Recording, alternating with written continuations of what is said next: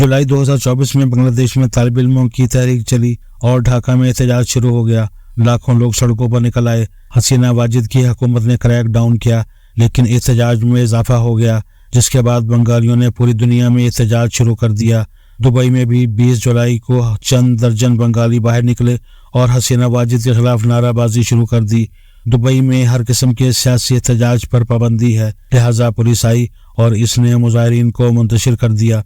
हुकूमत ने इसके बाद CCTV फुटेज के जरिए 57 लोगों की शिनाख्त की, इन्हें गिरफ्तार किया, अदालतों में पेश किया और जजेस ने इनमें से 53 लोगों को 10-10 साल कैद की सजा दी। ये एक्शन सिर्फ यहाँ तक महदूद न रहा, बल्कि दुबई हुकूमत ने बंगालियों को डिपोर्ट करना शुरू कर दिया और नए लोगों के वीज़ों पर पाबंदी लगा दी। इसका ये नतीजा निकला, इसके बाद कोई बांग्लादेशी सड़क पर नहीं आया। पाकिस्तान तहरीक इंसाफ के लोग 2 साल से पूरी दुनिया में छोटे बड़े मुजाहरे कर रहे हैं। 2 दिन कबल जुल्फी बुखारी की क़यादत में PTI के कारकुनों ने बरतानवी वज़ीर आज़म की रिहाइशगाह के सामने भी मुजाहरा किया। 30 अक्टूबर को मिडल टेम्पल के गेट पर साबिक चीफ जस्टिस काजी फायज ईसा की गाड़ी पर हमला तक हो गया। अक़वाम मुत्तहिदा के दफातर और व्हाइट हाउस के सामने भी मुजाहरे होते रहते हैं, लेकिन आपको PTI की तरफ से दुबई में किसी मुजाहरे की खबर नहीं मिलेगी। क्यों? क्योंकि पाकिस्तानी जानते हैं हमने अगर मुजाहरा किया तो हुकूमत हमें पैक करके पाकिस्तान भिजवा देगी और इसके बाद हम कभी दुबई वापस नहीं आ सकेंगे। मैं फितरतन जमहूरी हूँ। मैं एहतजाज और मुजाहरों को इंसान का बुनियादी हक समझता हूँ। दुनिया जहाँ में लोग जुल्म पर आवाज़ उठाते हैं, लेकिन मैं इसके साथ साथ इस हक के लिए सड़कें बंद करना और दूसरे इंसानों को अजियत देना नाकाबिल मुआफ़ी जुर्म समझता हूँ।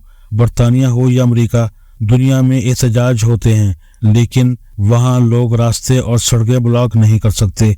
अगर कोई ये गलती करे तो फिर रियासत इसे मुरुंडा बना देती है, जबकि पाकिस्तान में शहर के शहर बंद कर दिए जाते हैं। KP के वजीर आला अली अमीन गंडापुर 8 माह से मुल्क बंद करने की धमकी दे रहे हैं। ये 4 मरतबा इस्लामाबाद और एक बार लाहौर भी बंद करा चुके हैं। गंडापुर 9 नवंबर को एक बार फिर कफन बांधने का मुजाहरा करेंगे। पार्टी 2014 से ये हरकत मुसलसल कर रही है। चुनाचे मुल्क 10 साल से मुजाहरों की जद में है और इसके नतीजे में एक पूरी नस्ल एहतजाजी फितरत के साथ पैदा हो गई और इस नस्ल ने मुजाहरों को खेल समझ लिया है। सवाल यह है, इस एहतजाज से आज तक PTI को क्या फ़ायदा हुआ? इमरान खान 1.25 साल से जेल में है और पार्टी तितर बितर है और मुल्क की माशी और नफसाती चूलें हिल चुकी हैं। अवाम का ज़हनी सुकून भी ख़त्म हो गया है। हुकूमत आए रोज़ इंटरनेट बंद कर देती है या इसकी स्पीड कम कर देती है। सोशल मीडिया पर फायरवॉल भी लग गई है, जिससे लोगों की समाजी ज़िंदगी के साथ साथ माशी ज़िंदगी भी बुरी तरह मुतासिर हो रही है। चुनाचे इस एहतजाज का नुकसान के अलावा कोई फ़ायदा नहीं हुआ। दुबई में सूरत हाल बिल्कुल उलट है, वहाँ एहतजाज की इजाज़त नहीं, चुनाचे लोग एहतजाज के बारे में मुकम्मल ला इल्म हैं। वहाँ सड़क और मार्केट किसी दिन बंद नहीं होती, लिहाजा लोगों का रोज़गार मुसलसल चलता रहता है। आप इस सूरत हाल का एक और दिलचस्प पहलू भी देखिए। 2010 में जब अरब स्प्रिंग आई और ट्यूनिस, मिस्र और लीबिया में एहतजाज शुरू हुए तो इन तीनों मुल्कों के बिजनेसमैन दुबई शिफ्ट हो गए और ये वहाँ बैठकर इत्मीनान से बिजनेस करने लगे। पाकिस्तान और बांग्लादेश के बिजनेसमैन भी एहतजाज के दिनों में दुबई चले जाते हैं और वहाँ तफरीह करते हैं या फिर छोटा बड़ा बिजनेस शुरू कर देते हैं और जब हालात ठीक हो जाते हैं तो वापस आ जाते हैं। कराची के हालात ने भी दुबई की कारोबारी सेहत में बहुत इजाफा किया। कराची के तमाम छोटे बड़े बिजनेसमैनों ने अपने असासे और बच्चे दुबई शिफ्ट कर दिए, जिसके नतीजे में हमारे मुल्क की आधी दौलत दुबई चली गई।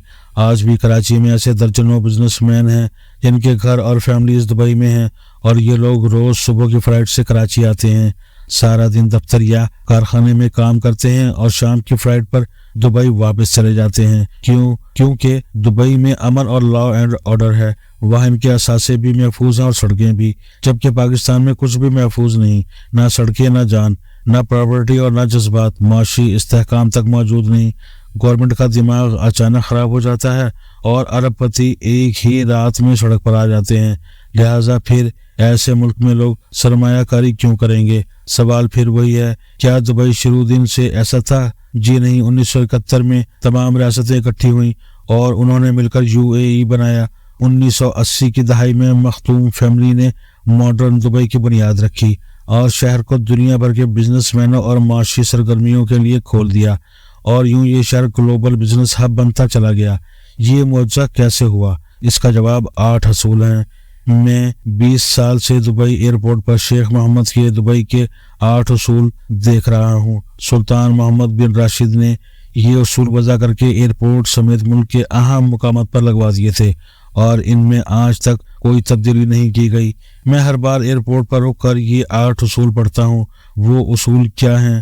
دبئی کا پہلا اصول ہے، ہم UAE کا حصہ ہیں، اتحاد ہماری بنیاد ہے، لہٰذا دبئی نے آج تک یونین نہیں ٹوٹنے دی، یہ UAE کی دوسری ریاستوں کے ساتھ جڑا ہوا ہے۔ دوسرا اصول، دبئی کا کوئی شخص قانون سے بالاتر نہیں، آج تک دبئی میں کسی شخص کو قانون سے استثناء نہیں ملا، وہ خواہ شاہی خاندان سے ہو یا عام مزدور ہو، اس نے اگر جرم کیا تو اسے سزا ضرور ملے گی۔ تیسرا اصول، ہم بزنس کیپٹل ہیں، چنانچہ دبئی میں 40 سال سے کاروباری سرگرمیاں بند نہیں ہوئیں، اکنامک پالیسیوں میں بھی تسلسل ہے اور معاشی استحکام بھی۔ چوتھا اصول، دبئی ترقی کے 3 ستونوں پر کھڑا ہے، حکومتی نظام تیز اور شاندار ہے، پرائیویٹ سیکٹر ایکٹیو اور فیئر ہے، اور حکومت کی کمپنیاں مثلاً Emirates airlines, Emirates real estate private کمپنیوں کی اسپرٹ سے چل رہی ہیں، انہیں خاندان کی جاگیر کے بجائے کاروباری طریقے سے چلایا جا رہا ہے۔ پانچواں اصول، معاشرہ لبرل ہے، کسی کو کسی پر اپنا مذہب یا قائد تھوپنے کی اجازت نہیں، کوئی تبلیغ کر سکتا ہے اور نہ دوسروں کے طرز عمل پر اعتراض۔ چھٹا اصول، دبئی مسلسل معاشی ترقی پر یقین رکھتا ہے، لہٰذا یہ ہر 3 سال بعد کوئی نیا معاشی سیکٹر کھولتا ہے۔ دبئی آج کل آرٹیفیشل انٹیلیجنس پر کام کر رہا ہے۔ ساتواں اصول، ہم لینڈ آف ٹیلنٹ ہیں، دنیا جہاں کے ماہرین اور ٹیلنٹڈ لوگ کسی بھی وقت دبئی آ سکتے ہیں۔ دبئی نے 2019 میں گولڈن ویزا شروع کیا۔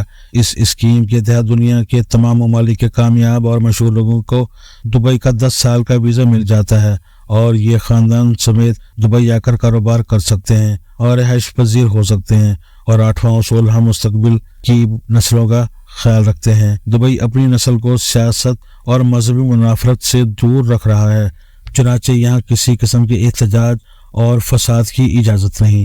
یہ 8 اصول 40 سال پہلے بنے تھے اور حکومت آج تک ان پر عمل کر رہی ہے، ان میں ذرا برابر تبدیلی نہیں آئی۔ آپ کا مال بلکہ زوال دیکھیے۔ ہم نے دبئی کے ان 8 اصولوں سے 10 سال پہلے 280 دفعات کا آئین بنایا تھا۔ دبئی نے ان 40 برسوں میں اپنے 8 اصولوں پر عمل کے علاوہ کچھ نہیں کیا، جبکہ ہم نے 50 سالوں میں آئین کا حلیہ بدلنے، اس میں ترمیم کرنے کے سوا کچھ نہیں کیا، اور ہم اب بھی اس میں تبدیلیاں کر رہے ہیں۔ دوسرا، ہم نے 50 برسوں میں اس پر عمل کی جسارت نہیں کی، لہٰذا دبئی 40 برسوں میں گلوبل اکنامک ہب بن گیا، جبکہ ہم 50 برسوں میں عالمی بھکاری بن گئے۔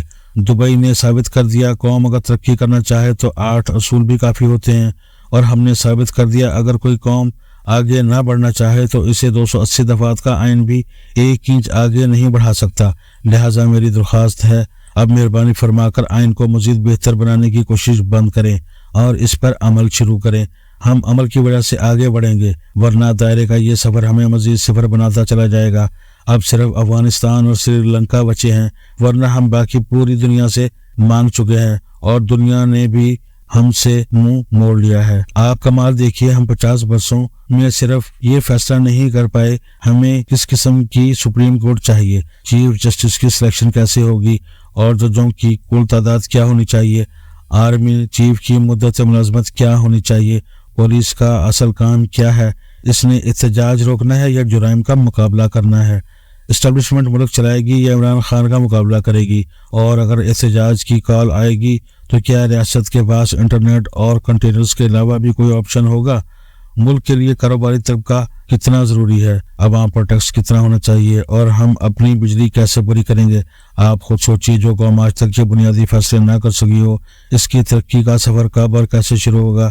لہٰذا دبئی کا دوسرا پیغام یہ ہے، خدا کے لیے جو بھی فیصلہ کرنا ہے ایک ہی بار کر لیں، بار بار فیصلے نہ بدلیں، اس سے آپ کا سفر مزید کھوٹا ہو جائے گا، آپ مزید خسارے کا شکار ہو جائیں گے، اور آپ کو 280 کے بجائے 8 اصول چاہیے، ان پر عمل ہونا چاہیے، آپ پھر آگے بڑھیں گے۔